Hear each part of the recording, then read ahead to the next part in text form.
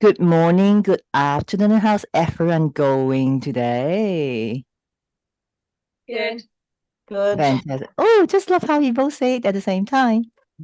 Okay, while we're waiting for a few others, I believe they're coming this morning. I just put in the link for you setting your intention for this week. And Helen has already done it. Beautiful.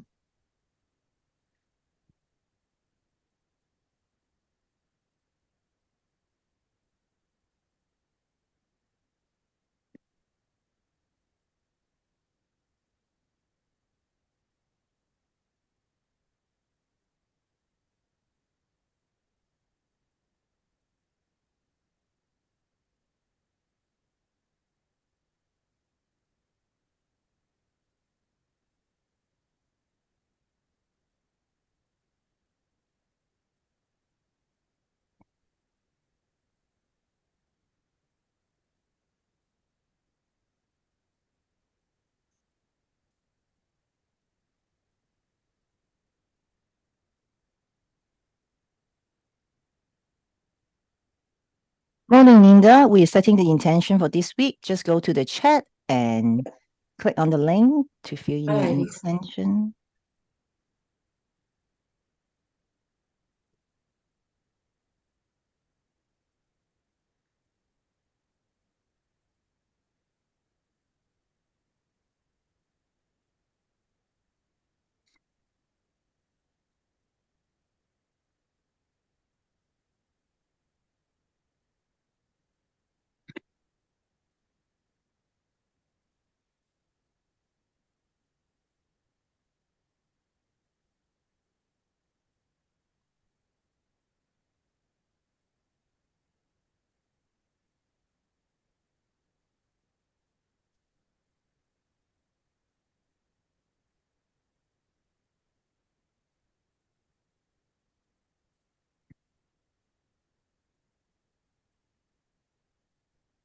Catherine, was it you that sent out something about Joe Dispenza doing something live this On week? Saturday. Oh, it was yesterday? I think your Saturday. I think that would be let me go to my email because I certainly would have missed it. Oh, there's so much going on over the weekend. It's like, wow. Somehow I was thinking it was a weekday because I was thinking, oh, I'll be in class. And No. I think that's a replay. Let me check. What is this that? Okay, just let me. Radiant color.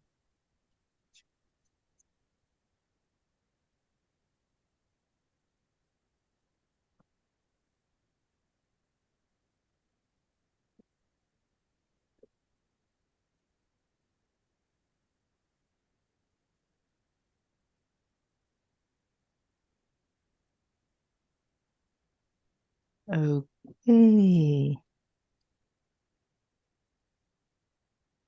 Let me get to my Gmail for you. What up? It's right there, honey. To your left. No, the bottom one. That's it. And turn the other one off.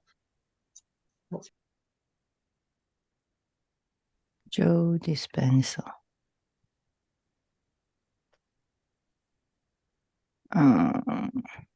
I so want to go to one of his retreats. Oh, come on. You're so close to him. Please. Florida. There's 7 days, but Well, he's having them in Florida. And one of them is the same time as another event that I need to be at. Okay. Saturday, September 23rd, 10 a.m. EDT. Okay, watch now. Okay. Let me see. Okay, great. What's my login? Just give me a moment to log into my That's account. okay. So what he is trying to achieve is to do this walking meditation, energy exchange live stream.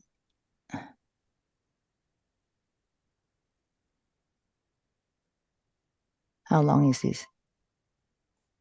Okay, all right.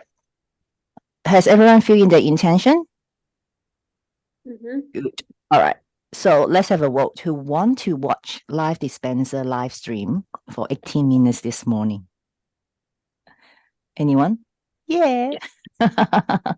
Let's do that. Since I also haven't watched it. Can you guys see the screen? Yes. Okay. Let me check. Tell me this sound for you. Okay, hold on. I need to do few things first. Let me stop sharing. I need to do something for my son. I need to do share. Let me do the advanced sharing computer audio so you guys can hear. Okay. All right, basic. All right, give me a thumbs up if you can see the screen and hear it at the same time. Can you see it? Oh, hang on. Can you see it? I can Nope. see it, can't hear anything. Can't hear it? Nope.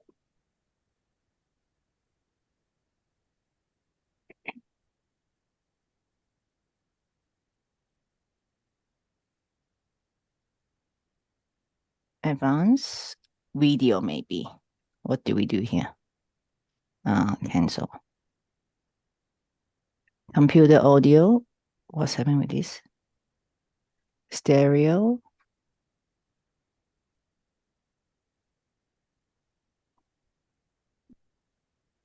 Try again. Can you guys hear it? Can you hear it? Together with a collective attention and Yes. a clear intention focused on change. This September, we'll gather to walk for the world, uniting countries and cultures in a live international walking meditation. When we walk as one mind and one heart, a higher consciousness emerges. We move in sync, in cooperation, rather than competition. We walk as if, with hearts and eyes wide open, releasing the old stories to become an evolved version of ourselves. We embody the future that we want to experience. At the end of every walk, we arrive at a new beginning, with a commitment to carry a new vision of the world into the present moment. Moment by moment, day by day. When we change as individuals, we can truly change the world.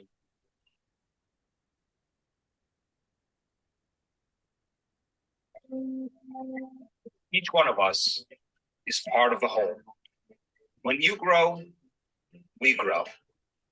When you are joy, we are joy. When you are love, we are love. What's possible if we let go of anger and hatred, resentment and judgment, fear and pain? What's possible if we trade fear for compassion, anger for love, division for unity? What's possible if a collective community from around the world comes together for a walking meditation?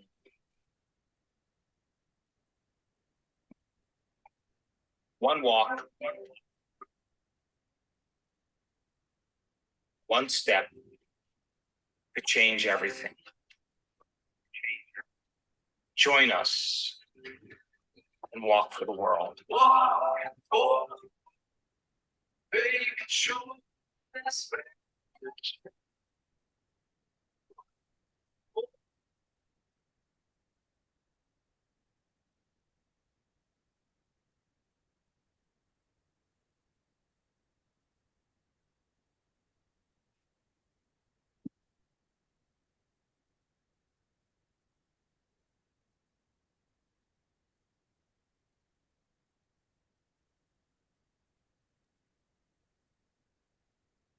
If there's sound, we can't hear it. You can't hear? Nope. Just went mute. It just went mute. Yeah. How is it just that you can? Did you hear the first 3 minutes? Yeah. Yep, and then now you can't hear it. Yeah. Right. Let me check again. Yes, that was a different basic computer song stereo.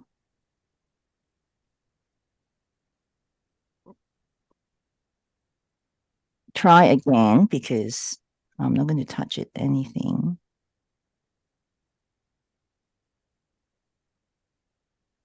All right. I'll just keep the small screen. I'm not going to touch anything. I'm going to play again. Let me know you can hear. Thank you so much.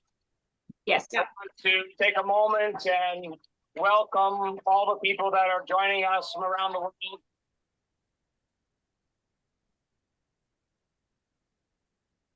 We are here at a week-long event in Marco Island, live with our community. Thank you so much for joining us. Please take your seats.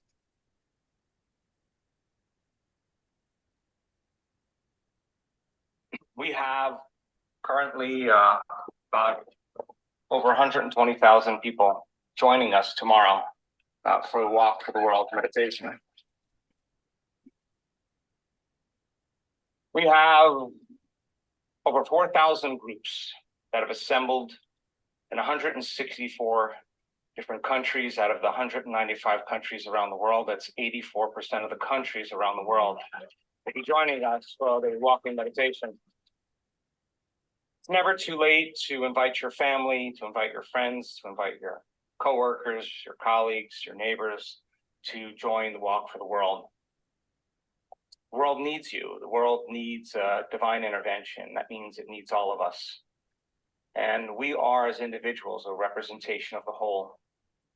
We are wholeness in parts. We are part of the whole. And I believe, honestly, that when we change as individuals, we can change the world. And if you can get enough people changing, that's exactly how you do change the world. There have been numerous peace-gathering projects that have been academically studied. Several peer-reviewed papers, over 63 different papers that talk about what happens when people come together in the spirit of peace, in the spirit of love, that crime rates go down, violence goes down, car accidents go down, economy changes and grows in a healthy way. But when those meditators leave the city, when they leave the area, everything returns back to the same. So it's not enough to just meditate or think about peace. It's time to demonstrate the very change we want to see in the world. And walking meditation is something that we do in our work because it means then you have to get really good at practicing who you want to be in your life with your eyes open, to take the meditation to the next level and get so good at doing it with your eyes closed that you can walk as it with your eyes open. And that means in order for the world to change, an aspect of ourselves must change. That means if we want love and we want kindness and we want care, we want trust, we want abundance, we want freedom, we have to demonstrate that. We have to become that. And so the idea in a walking meditation is to believe in a new possibility, to believe that there's another way. And I think so many people around the world have given up hope and given up meaning, that they're resigned to any new possibility and that they don't think that they matter. And I think that every single person represents the whole. And when we change, we can change the world. When we become conscious of a new possibility, when we really make up our mind to change some aspect of ourselves, some aspect of our lives, it's an energy. We could want to get healthy. We could want to get wealthy. We want to start a new life. In some way, we think about a new way of being, a new way of living, a whole new experience that we want to embody, to embrace. And we come out of our resting state and we see that possibility. And many of us feel the feeling of what it would feel like in that experience before it happens. And I believe that in the spirit of change, when we feel that emotion, we could actually believe it could happen. And when we combine that clear intention with an elevated emotion, in some way, we're changing our energy. And it appears that nothing really changes in our life until we change our energy. And when we do change our energy, some aspect of our life mysteriously changes.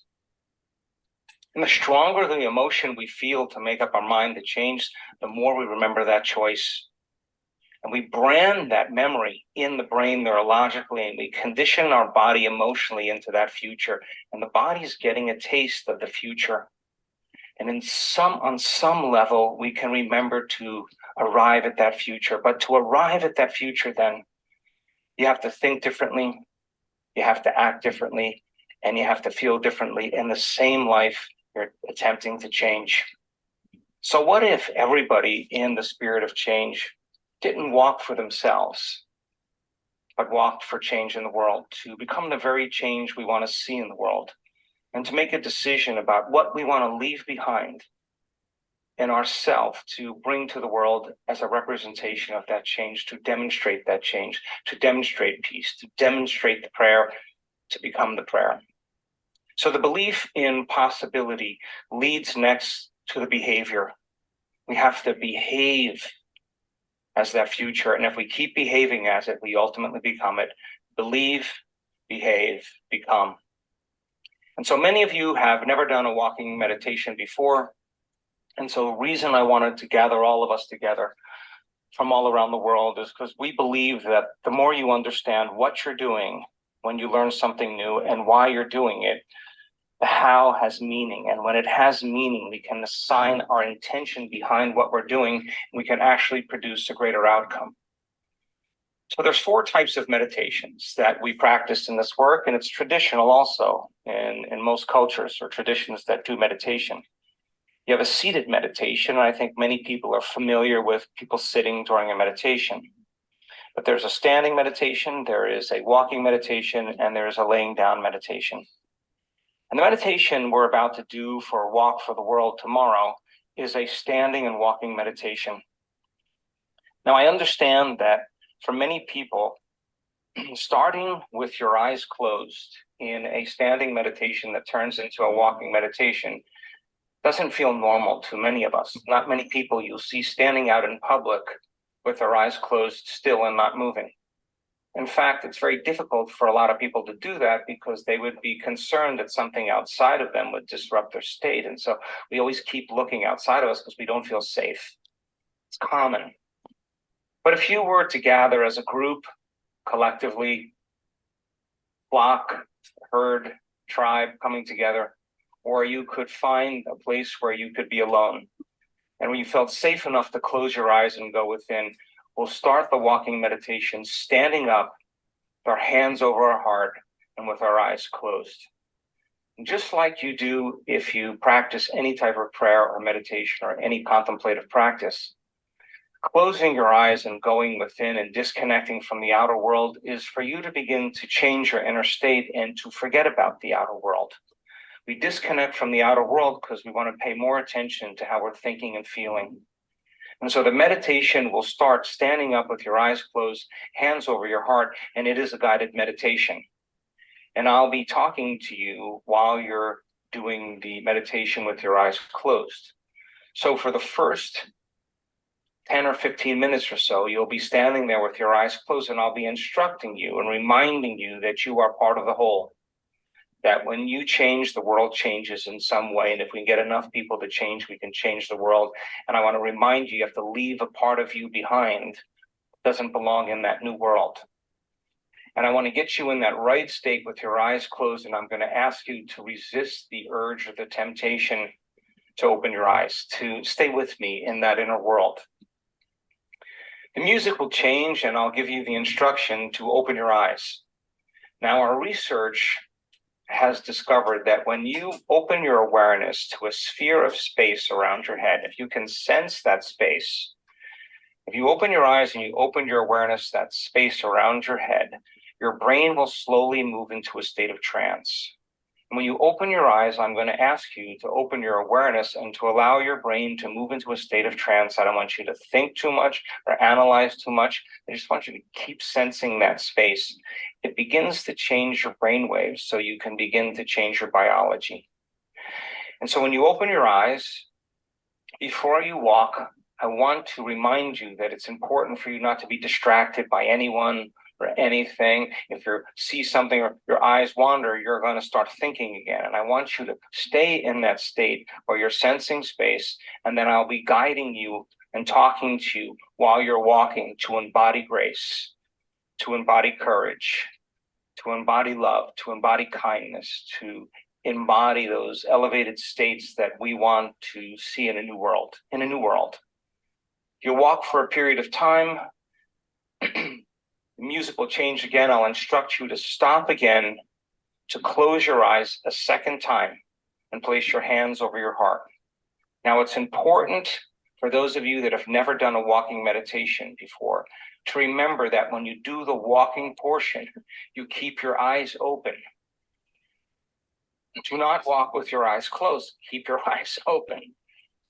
So I'll instruct you after you do that walk to pause again, put your hands over your heart, and close your eyes and go within again. The music will change. We worked really, really diligently on creating the right sound for this walking meditation. Be lost in the sound, be lost in the words, get back into that inner world. We got to recalibrate again. I want you to take a moment and recalibrate with your eyes closed. Get in that state again. I'll be talking to you again. When the music changes, I'll ask you to open your eyes again. Open your awareness to the space around you. Allow your brain to move into trance. Don't think, don't analyze. I'm going to ask you to walk as it. Walk as the very change you want to see in that world, living in a whole new world. I'll be guiding you the entire time. It's important for you to stay present with what you're doing. If your mind wanders, that's not uncommon. Simply notice that it's wandered and come back and keep going. You walk for a period of time, and then I'll instruct you then to stop one last time, to close your eyes for just a few minutes. And I'm going to remind you that you have to take this now into the world, that you actually have to take it into your life and remind you of what love would do, what service would look like, how to give in your life, to show the world what it looks like to be in that state of change. The meditation in total is under an hour. It's a little over 50 minutes. It's not that long. Those of you that are joining us from groups around the world, it would be wonderful before you start to take a photo, send it to our site. While you're walking, I'm going to ask you to please resist the urge to break and take photos and get distracted. I'd love for you to start the walk together collectively. We start at 10 a.m. tomorrow morning, Eastern time here in the United States. Assemble with your community, with your group. Start the walk. At the end of the walk, if you want to take another photo and send it to us of the whole entire group, please organize yourself to do that. This is just the beginning. The world needs a divine intervention, and that means it needs you. It means change in some way, because where meaningless has to change. That when we come together in community, in the elevated emotions of love, gratitude, truth, justice, and freedom, and abundance, we come together, an emergent consciousness begins to form. And like that school of fish, like that flock of birds, that gives the appearance of a larger organism, it's one mind and one heart, all behaving in the same exact way. If you study that principle in biology, you would think that there is a leader, one individual that everybody's following. It turns out it's not a top-down phenomenon. It's actually a bottom-up phenomenon. That means everybody is leading. The collective is one mind and one heart. You get enough people to lead, a new consciousness emerges. And our research shows over and over again that when people emerge as a new consciousness, their biology emerges equal to it. A collective begins to evolve. More than ever, I think it's important for us to walk for change for the world. There's research that shows that it is collective networks of observers that determine reality. And it's not the number of people, although it matters, and it's not the amount of energy, it's the most coherent energy. And getting in your heart, that's where the future lives. The future lives in our heart. It is my hope, it is my desire that when you finish that meditation, you're inspired to bring that into your life every single day. The meditation is a gift from us. You can listen to it or practice it as many times as you want. You can share it with whoever you'd like. As I said, this is one of many. We'll organize again, we'll do it again, and we'll walk for change for the world. So please join us tomorrow with your group or by an individual, but we have our numbers still climbing. We estimate that probably people who have not registered probably is twice the number that we see in front of us now at 120,000. So if we can get enough people to change by demonstrating change, I think we give people permission in the world to model us and for us to be the example of change. Change an individual, I believe you can change the world. Please join us tomorrow morning or for wherever you are in the world at 10 a.m. Eastern Time. Thank you so much.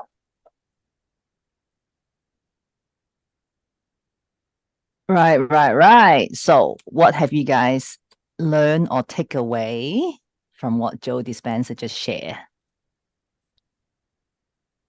I thought it was cool how he was talking about creating a new collective consciousness. Yeah, that's the oneness. What else? There's so much going in there for the 18 minutes. Yeah. Christine? I thought it was interesting going from eyes closed to open and being able to sense the space that puts you in that trance-like state. It does. It's a self-hypnotic exercise, which will help you to tune in, because I've done quite a few times for the walking meditation. Obviously our monkey brain like to be very busy, but once you decide that you actually have control of your brain to say, not now. And when you listen to his instruction, it's really awesome, because my brain is pretty easy to get hypnotized by his voice. It's like now it's like, oh, okay, I'm gone. Okay. So but what he gave us is 3B: believe, behave, become. Does that resonate with you guys? If you can't believe it, you won't be coming. When you won't behave, you won't be coming. Okay, there's many different forms of meditation for all of us, and we all have our own special little touch. Okay, so sitting, standing, walking, lying, there's no one form is better or true or not, but it is your body, your mind. That's why the oneness is very important. And you do have the power to change the world. Because based on his teaching is your heart is magnetic. And that's the research that we've been doing. So pretty much almost 30 years ago, I was working with the Brain Science Institution with Swinburne. We're already measuring the energy level of the brain that could emit. And repetitive pattern, we can see the changes in our brain pattern. Okay. And what's your understanding of Joe, what he mentioned about bottom phenomena or top phenomena? What's your take? This is very important for you to grasp the understanding. Like the community as a collective consciousness leading rather than one leader leading a group. That's kind of what Interesting. I took Good. from it. Anyone else?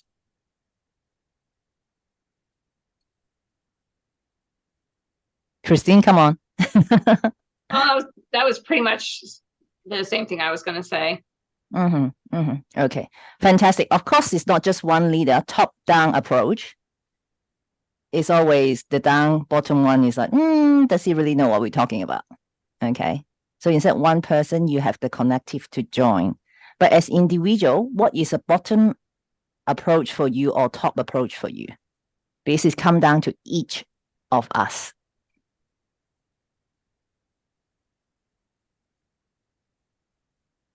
More on a consciousness level. Yep, when we get to the highest levels. So it link it back to believe, behave, become. Okay, so because it's a very brief teaching, because it's 7 days, he will have like invested in this very, hugely to talk about what is a top phenomena. Remember our monkey brain? What we think, we impact on our behavior as well. All right. But this time when this is, I believe what he's trying to approach is when we do this walking meditation, it's actually from the body physiological effect up to the top here. So it's more about our body responding to the world. Do you guys resonate with that? Because even if we believe our body does not behave what we believe in, that's always his teaching. Go to the future, bring it back to the here and now, and leave it as your future is here. It is the energy that impacts our belief.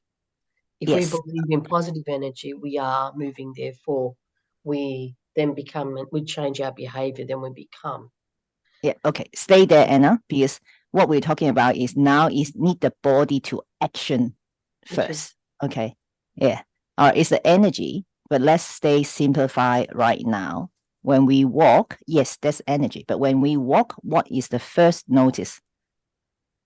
What do you guys notice? You're moving forward.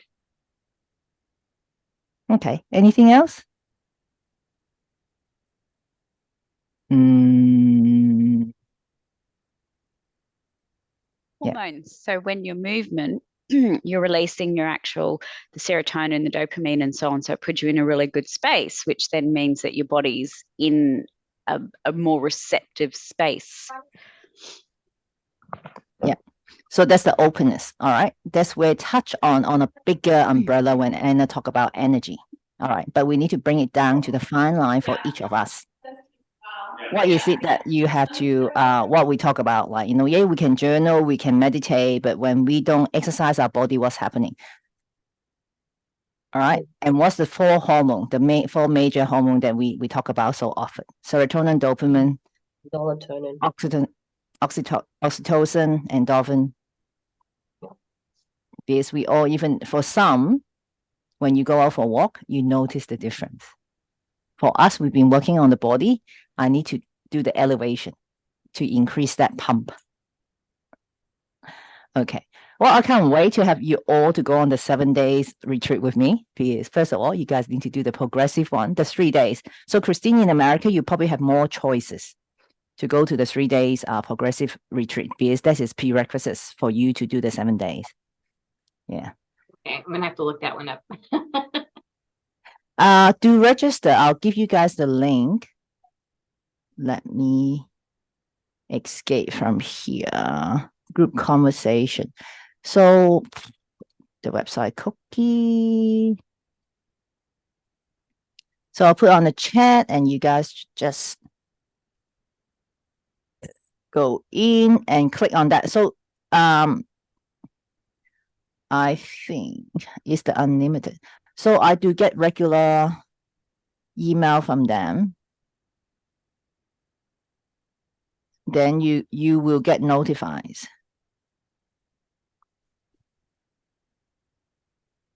And once I download, I need to go to my computer to download the walking meditation, what he gave out. Because in the last 12 months, his meditation.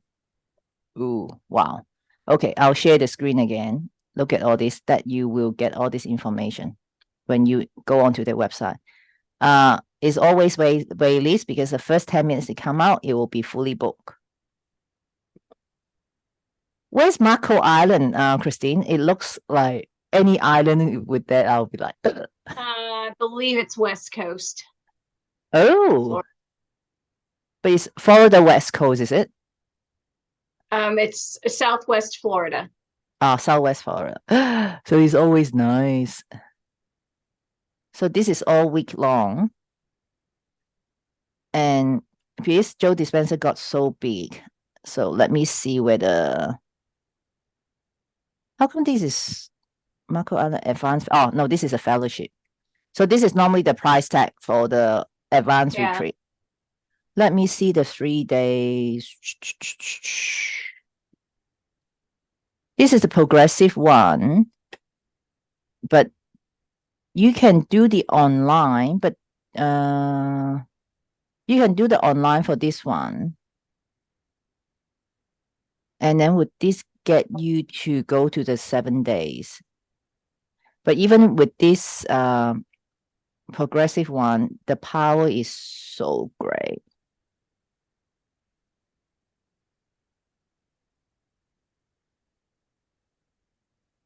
Yeah.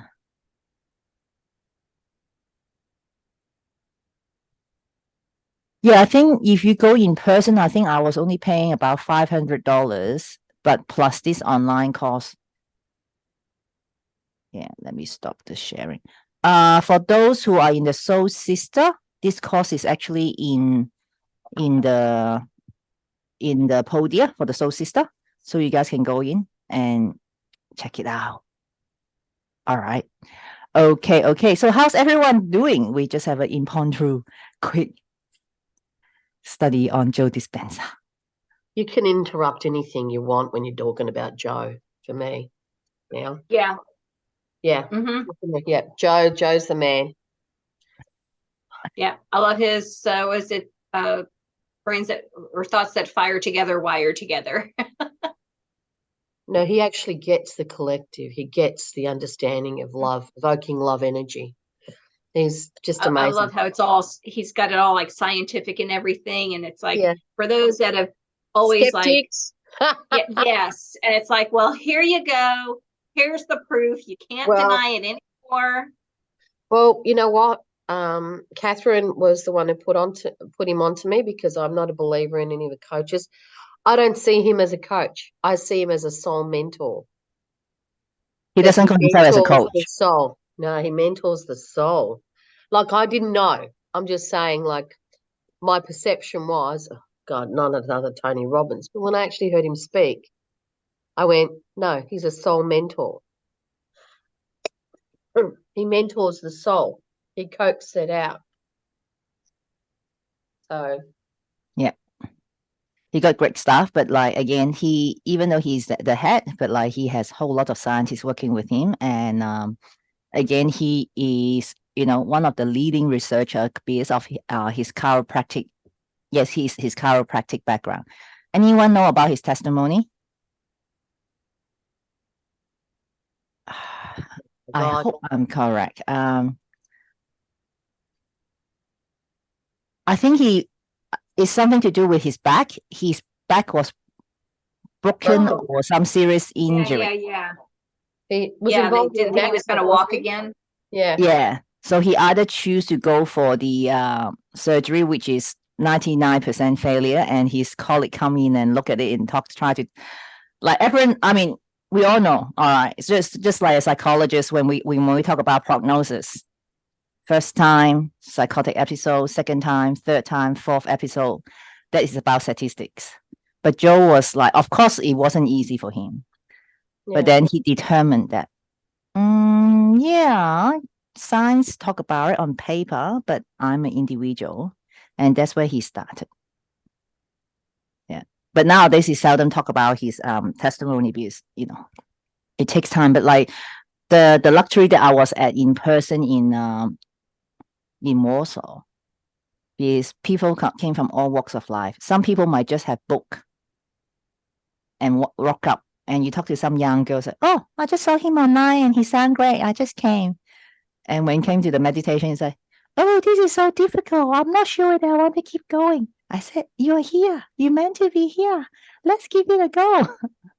And then, of course, there's skeptic in my group that, because it was so big that we stay in so many different resorts. I had a firefighter in Australia. And he said, he got so big, it's all marketing scheming and rah, rah, rah, rah, rah. And then at the end of the 3 days, he's like, oh, wow. Wow, I couldn't believe it. So you have people from a very different experience.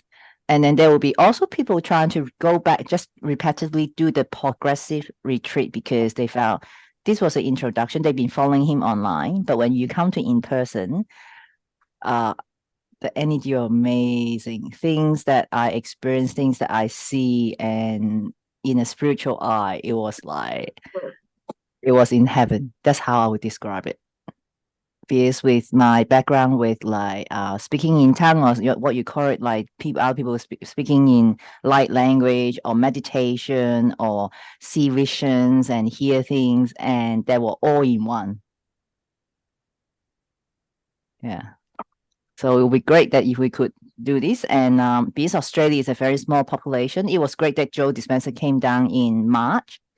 But now he heavily rely on his consultant. Not heavily rely, but they are so big, and he's busy doing research. I believe at the behind the scene. So a lot of these retreats are outsourced to his student, whoever will bring it to their hometown. Okay. But for Joe, he would not just have anyone as a consultant. Like he would have worked with them for a long time, and he has a right-hand woman. So they are all very close to him. I think there's about 20 plus consultants around the world now.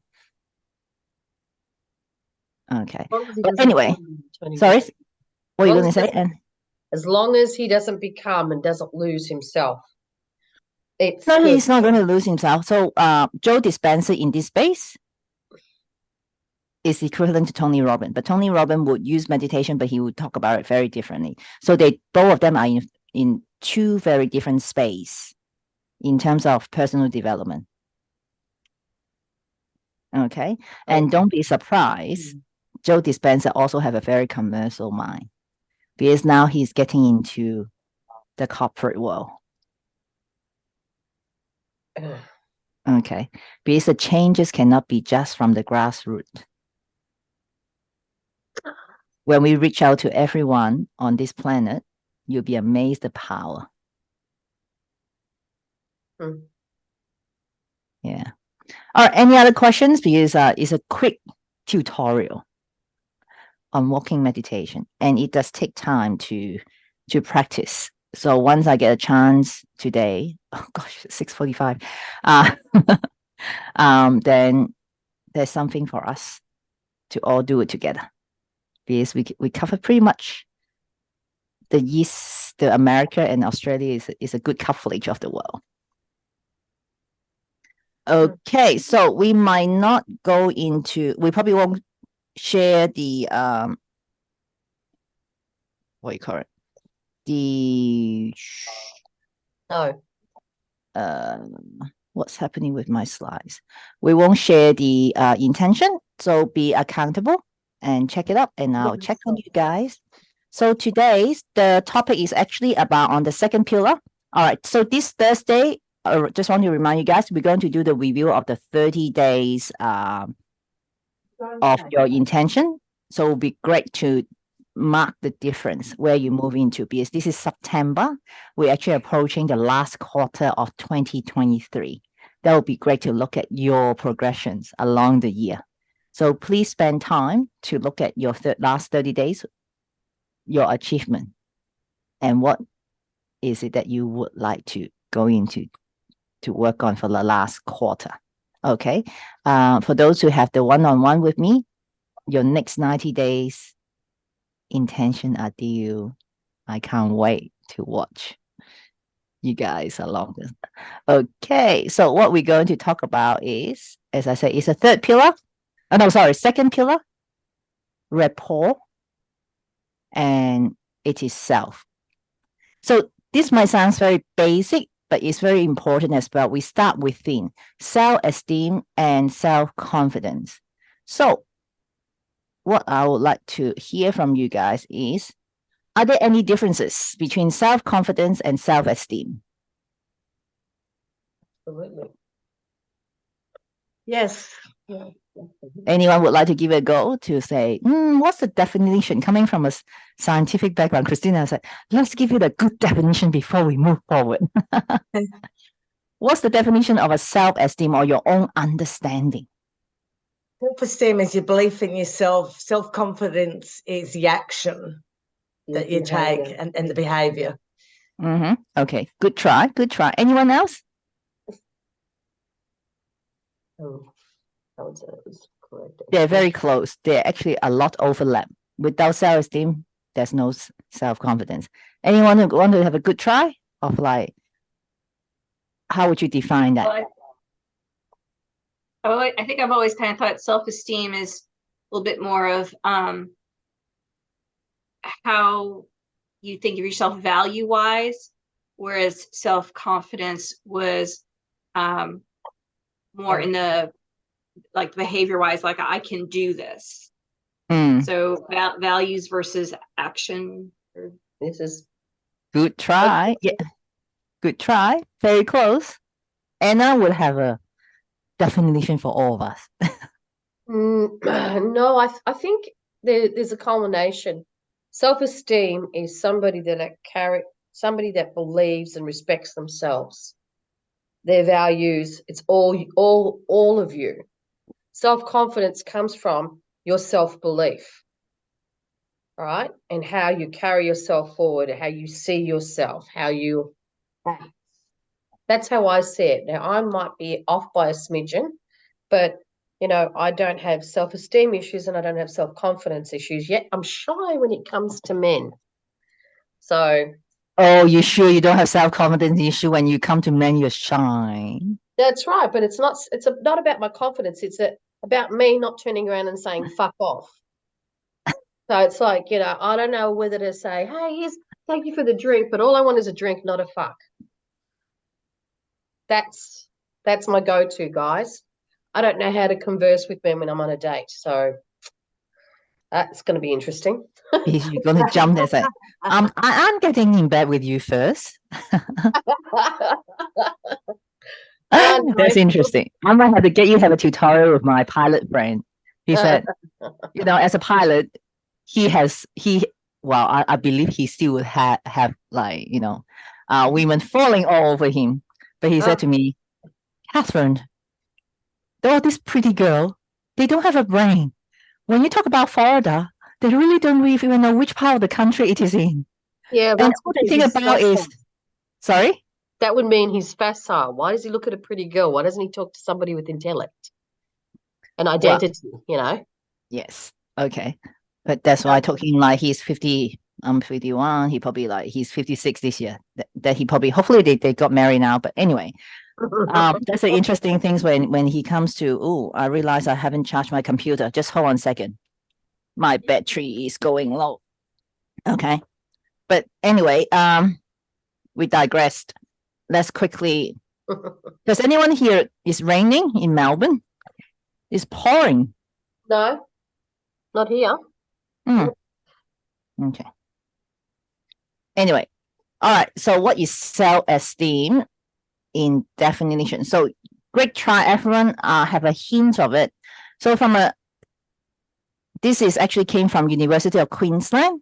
From the researcher, it's like self-esteem is referred to whether you appreciate and values yourself. I'm pretty sure we've said that. Yes. Yeah. Okay. So your self-esteem develops and changes as a result of your life experience and interaction with other. Okay. It's just like kids. They come out. It's just like a blank paper. What do we put in to them? Do we teach them that we appreciate them and value them as a human being? I'll just say, what do you know? Sit aside. Okay. So, but for yourself, let's have a discussion on in what way we could appreciate ourselves or values ourselves. Anyone from your everyday life experience? The way we speak to ourselves. Good. Okay. So example, Linda, good try. Like how would you mirror exercises and morning rituals so that we're worthy and accept ourselves and love ourselves. Good. So we value ourselves and appreciate ourselves. It's not about our own ability, what we can or cannot do. As long as you understand that we are human beings, we have values. That's why lives is important. There's a values in each person. And they contribute. Okay. All right. Then the next one is share screen. And then confidence. Your belief in yourself. Yes, and now I'm trying to give you the definition so everyone is on the same page. I wasn't talking, Catherine. Yeah. Sorry, I wasn't talking. Okay. Oh, good. Okay. Yeah, because it's Anna. That's why I look at whose screen can come up. So that's why I call Anna. Okay. Your belief. You know my name. Your belief in yourself and your abilities. That's what Anna shared. She believed in herself and she believed in her own ability. This can change, depends on the situation. It's normally feel quite confident in some circumstances and less confidence in others. Okay, because both we could continue to work on. That's why I want to bring this up as, what's your relationship with yourself? Yeah. Yeah, your esteem of knowing thyself, that you value yourself, you appreciate yourself. Doesn't matter where you came from, what skin color you are, what gender you are, what age group you are. Do you value yourself Absolutely. as just a being? The being instead of doing. We're all human being. But most of us nowadays is very commonly is the doing. How are you? I'm very busy. Oh, okay.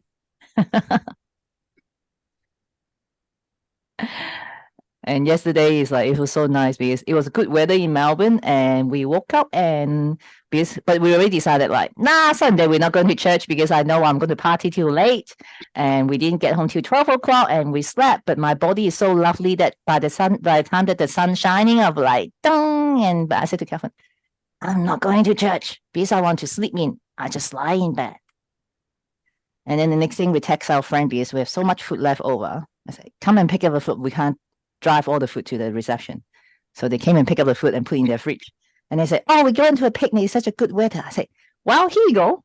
You don't need to buy lunch. There's so much food. And we just sat there for about between 11 to 2 o'clock. Kids were playing. We were just sitting, laughing, and just a being.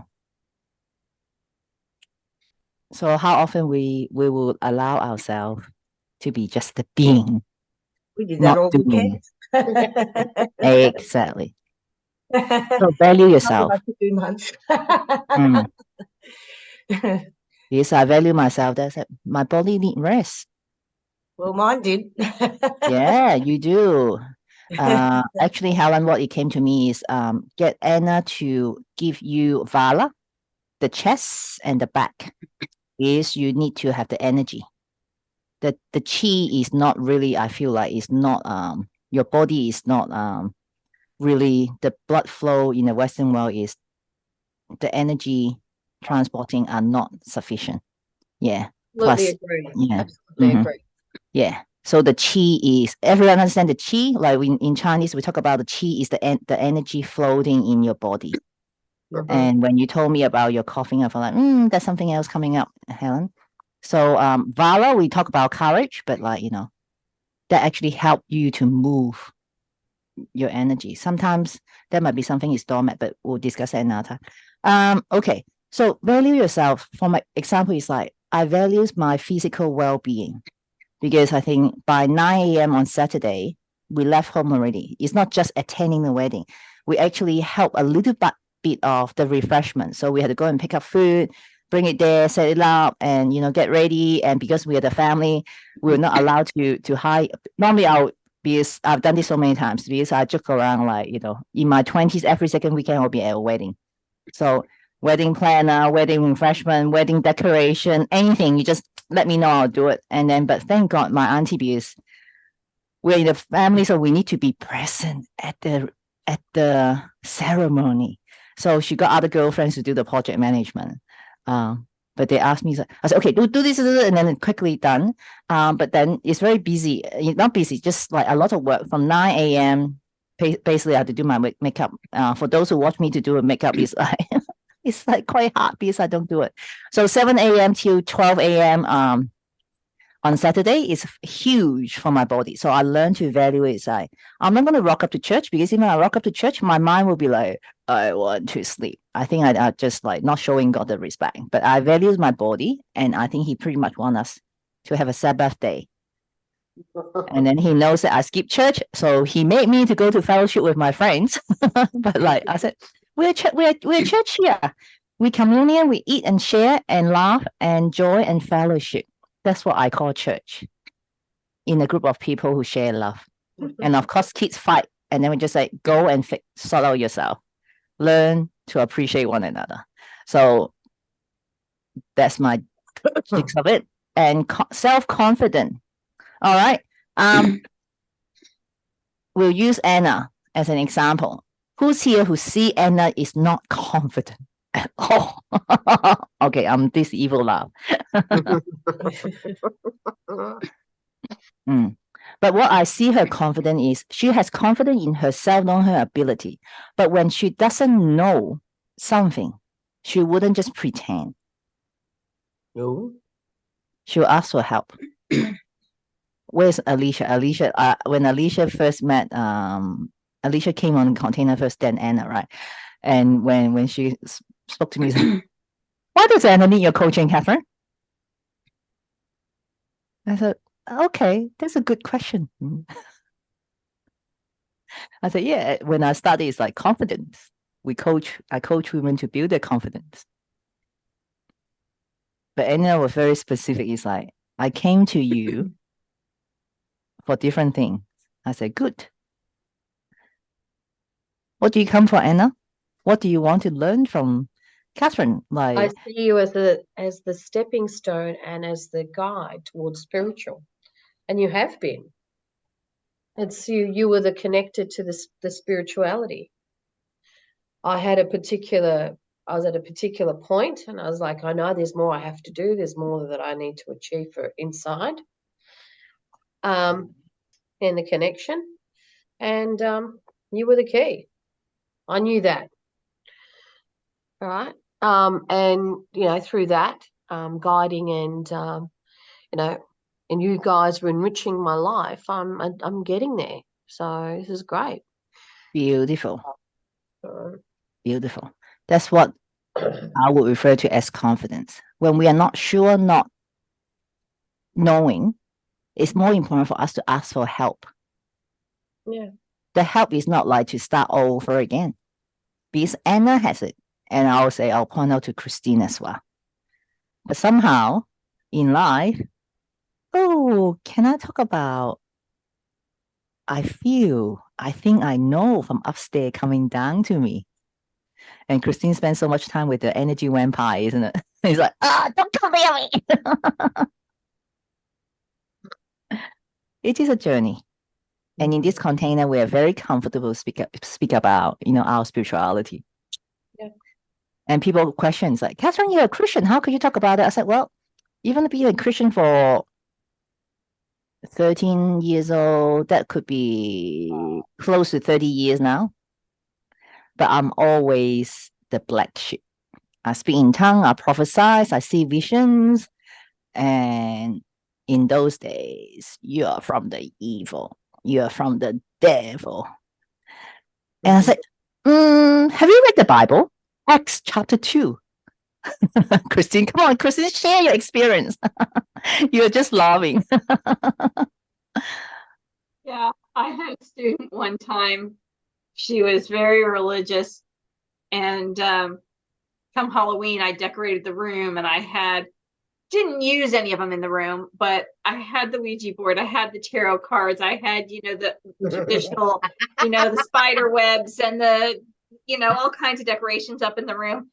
And then afterwards she comes up there and she goes, I know why I was put in your class now. And I said, oh, why is that? She goes, I'm here to save you. I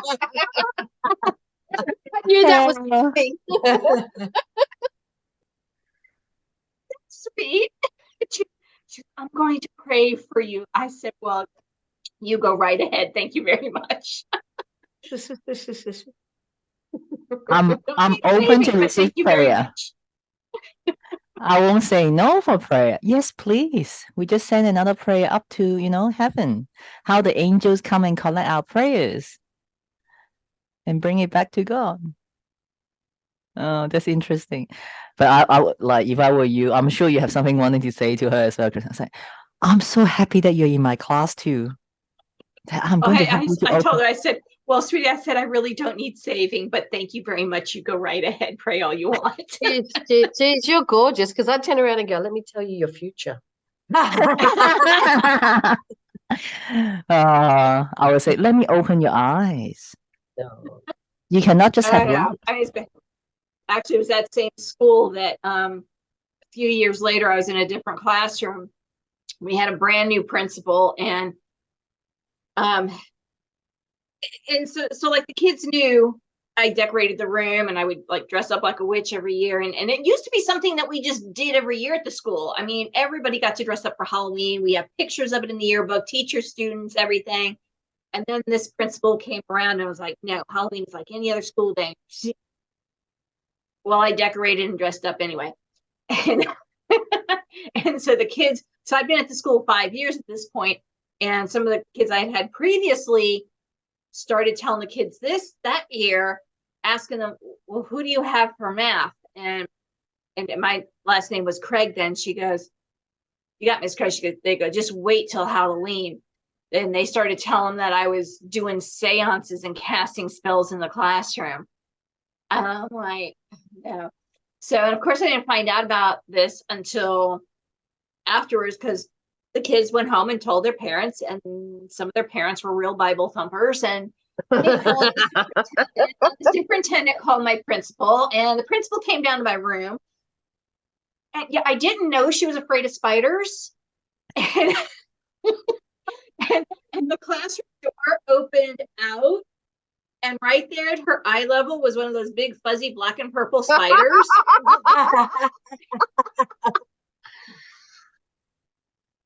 Yeah, I actually got written up that year. The one time, really 30 years of teaching. And I really got ticked off at the assistant principal because he put in the file that he had told me the year before that I wasn't allowed to decorate and dress up and stuff like that. I'm like, you are so full of shit. We all did it prior to her being here. Don't you dare lie on me like that. Oh my goodness, but it's such a big thing in America. Like, Well, and it was just a fun thing for our school prior to this woman showing up. So, and I don't like stereotype people, but a bunch of us truly believe that she was our first Black female principal in the district, and like she had something to prove, and she was going everything by the book, and she just really had a stick up her butt, and everybody hated her. You should have just lubricated it and helped her. It was really funny. So I quit at the end of that year. I left. And then when I moved up to North Carolina, I'm in the new teacher orientation, because you're new to the state and all that. There happened to be another woman in the orientation with me from Florida, from that county, and she knew about that incident. It was like it had gotten all over the county that she wrote me up for dressing up like a witch and having decorations. yeah. I just thought she was ridiculous. I don't even know if she's still down there. Wow. Yeah, but traditionally for well, don't want to just refer to color, but the Black American are very fervent Christians. Yeah, but I often refer them to they're fairly orthodox. Well, and so it wasn't so much her, it was the kids had told the parents. Oh, okay. And the parents went to the superintendent. Oh, okay, yeah. The superintendent called the principal, and she came down to my classroom to find out what was going on. And I was like, oh, but you see, I had this huge silver spider web up on the front, covering my board. And she goes, well, you're supposed to be doing lessons and you teach geometry. I said, oh, but I am. Look, the spider web, concentric figures. She goes, that's enough. Good on you, Christine. Yeah. Yeah, really, I was pulling that one out of my hat. I had no plans on teaching it. But it always irritated me because other teachers were showing movies like every Friday. I swear to God, in the ag department, they were showing The Lion King like almost every Friday. No, and it's math. I never get to show movies. We never get to have a day off. I was like, we're going to have a day off. We're just going to collectively tell whatever experiences, ghost stories, whatever. It's Halloween, right? And no, I got written up. Yeah. That would have been my favorite class. Maths. Yep, absolutely. And I know what she's hear going to that dress up enough. for. Yeah. So tell me, I never done any research on Halloween, but what is a celebration for Halloween? All Hallows Eve. Uh-huh. Please elaborate. It's the night of the year when the veil is the thinnest. So communication between the realm of the dead and the living is most easily accomplished. And so the whole jack-o'-lantern thing goes way back centuries, and actually it started with turnips, not pumpkins. And there's it's a whole thing about it being tradition. It's a pagan tradition like Christmas. Yeah, well, it was to help scare away evil. Okay. And there actually is a like the figure Jack. I forget what his actual last name was supposed to be. Well, that's what we call it now, but it was Jack of the Lantern, and I forget what his last name was really supposed to be. But like the whole Sleepy Hollow legend. Okay, so this guy had gotten his head cut off, and that was the original Jack. And yeah, there's a whole mythology, but well, I don't know if it's all I'll probably go and learn more about that kernel of truth behind every legend. Yeah. Yeah, absolutely. Because I love what you're saying, that is like at that point, our calendar is not really so tradition, but like when you say at that point, the forces are much stronger in terms of that communication, the portal that is open. Because in Chinese, we have something very similar as well. But that is in July for us. And then it's funny because as people get onto about Halloween and all that, but I'm like, oh yeah, so why aren't you celebrating All Saints Day, which is November 1st? If you're such a Christian, why aren't you celebrating November 1st? Oh, look at the fire. I gotta go toilet. Go, Christine, go. It's like maybe you had to celebrate the 1st of November as well now. November the 1st is like, see, I'm covering all aspects. They're Christians, they're people who just on the other side, the paganism and things like that. Yeah. Well, it's just like in Mexico, they've got their Day of the Dead where they celebrate all their ancestors. Yeah. The American Indians, is that what you're referring to? No. Mexicans. Oh, Mexican. Yeah. Yeah. Oh, it will be interesting for the Mexican culture. Yeah. Yeah, so much. Yeah, because like in the early uni days, I was preparing for missionaries work and stuff like that. So, but trying to understand the Muslim culture and all this culture is like was doing a little bit of my head in. Yeah.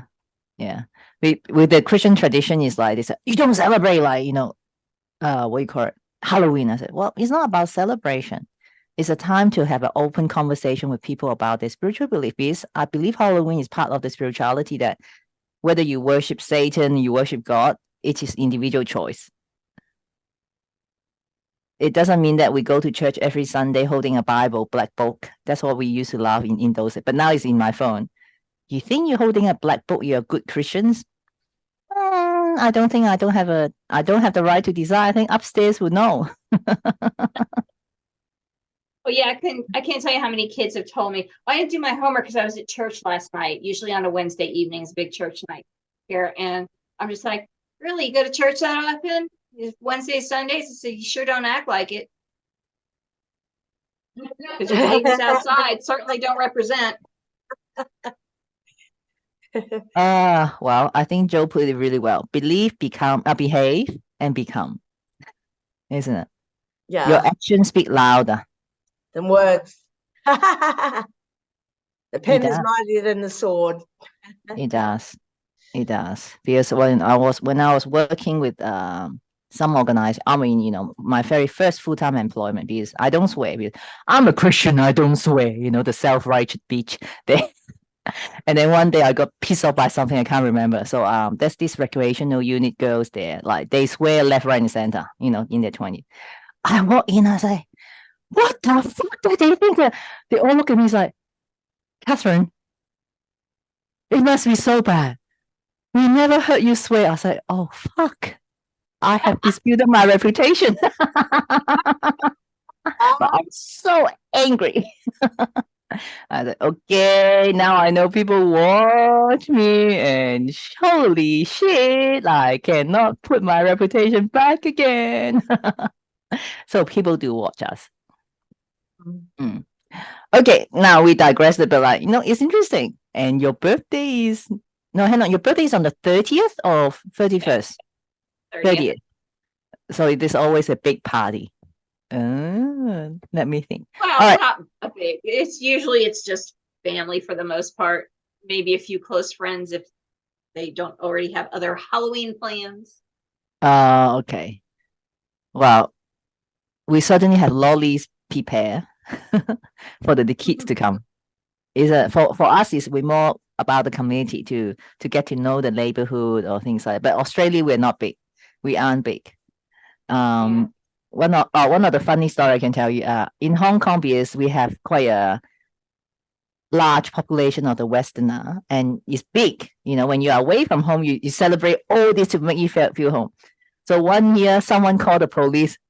We saw the street and the police attended the scene because they were so good with their makeup. And Chinese do believe in a lot of ghosts and spirit. And they called the police. I felt like, how come you didn't call the Buddhist monk or the priest from the church to come and deal with this? It was a good laugh. Yeah. All right. So going back to the self-confidence, self-esteem. Any question? What will be the homework for you this week? Learning about value yourself, appreciating yourself. How about you all do this exercise?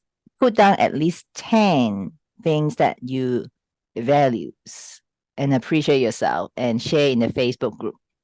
So for those who didn't rock up to the call, they will know there's homework. I value myself. I appreciate myself. I think this is a very good exercise. Even though it's simple, some people do struggle.